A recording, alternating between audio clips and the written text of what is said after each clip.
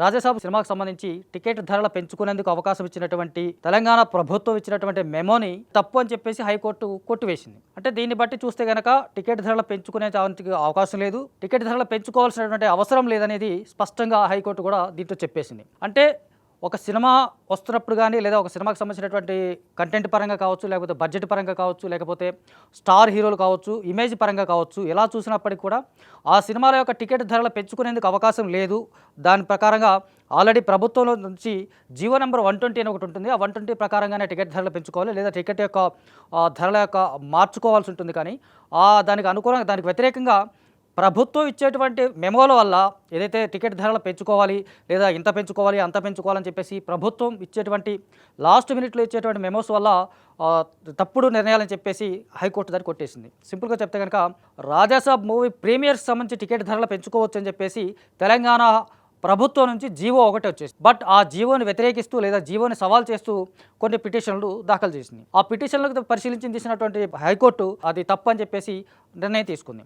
So దీన్ని బట్టి ఆలోచిస్తే కనుక ఏ సినిమా కావచ్చు, అంటే రాజాసాబ్ కావచ్చు, లేకపోతే మనశంకర వరప్రసాద్ కావచ్చు, లేకపోతే ఇంకే సినిమా కావచ్చు, టికెట్ ధరలు పెంచుకునేదానికి అవకాశం లేదు, టికెట్ ధరలు పెంచుకోవాలని చెప్పేసి తీసుకున్నటువంటి ప్రభుత్వ నిర్ణయాలను కూడా వ్యతిరేకించాల్సినటువంటి అవసరం ఉంది అనేసి హైకోర్టు ఒకటి వ్యాఖ్యానించింది.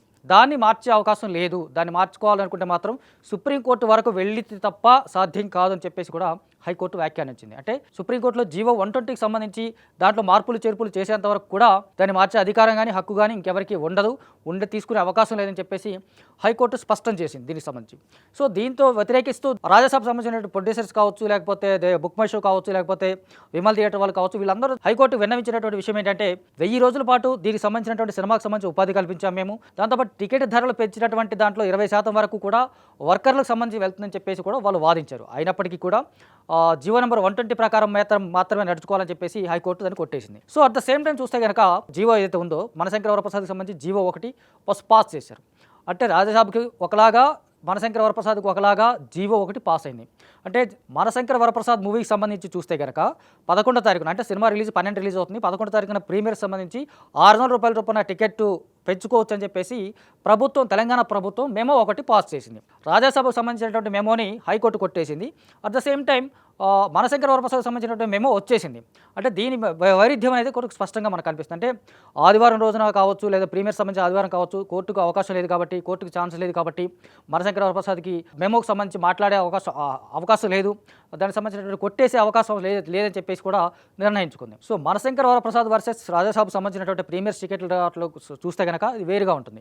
అట్ ద సేమ్ టైం మనకి ఏపీ గవర్నమెంట్ నుంచి ఎలాంటి అభ్యంతరాలు లేవు, ఎలాంటి ఇబ్బందులు లేవు, దానికి సంబంధించిన టికెట్ ధరలు పెంచుకునేదానికి అవకాశం ఉన్నటువంటి ఇచ్చినట్టుగా కనిపిస్తుంది.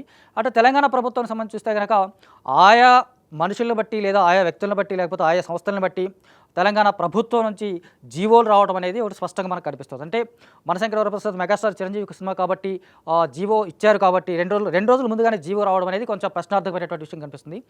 అట్లా రాజాసాబ్కు సంబంధించి చూస్తే కనుక అది పెద్ద సినిమా లేదా భారీ budget cinema, biggest pan India star hero cinema అయినప్పటికీ కూడా దానికి జీవో ఇచ్చినప్పటికీ కూడా హైకోర్టు కొట్టేయడం అనేది ఒక విచిత్రంగా కనిపిస్తుంది మనకు. సో దాంతోపాటు బుక్ మై షోలో యాప్లో కావచ్చు, లేకపోతే డిస్ట్రిక్ట్స్ యాప్లో కావచ్చు, రకరకాల యాప్స్లో సోర్సెస్లో కూడా మనశంకర వరప్రసాద్ సంబంధించి షో ప్రీమియర్ సంబంధించినటువంటి విషయం ఏది చెప్పకుండా ఉంచారు, దాచిపెట్టారు. దాన్ని బట్టి ఒకరోజు ముందుగానే మెమో రావడం, ఒకరోజు ముందుగానే కోర్టులోకి వెళ్ళే అవకాశం ఉన్నట్టు ఛాన్స్ని ఆపుకోవడం, లేకపోతే నెక్స్ట్ డే ప్రీమియర్స్లో సంబంధించినటువంటి యాప్స్లో టికెట్ బుకింగ్ ఓపెన్ చేసుకోవడం, దాని తర్వాత ఆదివారం రోజున కాబట్టి కోర్టు మాట్లాడలేదు కాబట్టి, ఛాన్స్ లేదు కాబట్టి ఆ టికెట్స్ రేటు పెంచడం, ఆ టికెట్స్ కూడా సేమ్ కాస్ట్కే అమ్ముకోవడం అనేది ప్రధానంగా జరుగుతుంది మనకు.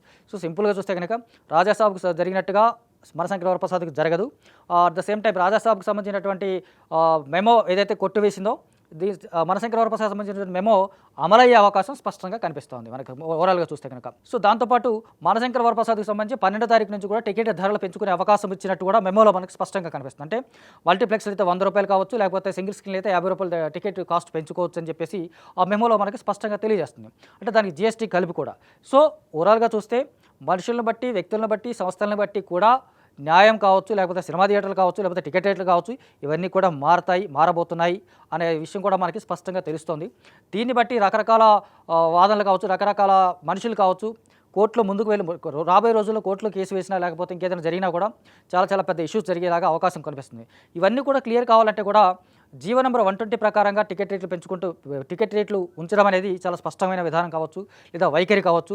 తెలంగాణ ప్రభుత్వం ఎక్కడైనా సరే రాబోయే రోజుల్లో కావచ్చు, లేకపోతే ఆ తర్వాత ఇంకేమైనా కావచ్చు 120 జీవోని సవరించడం, లేకపోతే దాన్ని అలాగే యాజ్ ఇట్ ఈస్గా ఫాలో అవ్వకుంటే కనుక మెమోలు పంపించడం అనేది మాత్రం చేయకుండా ఉండాలి.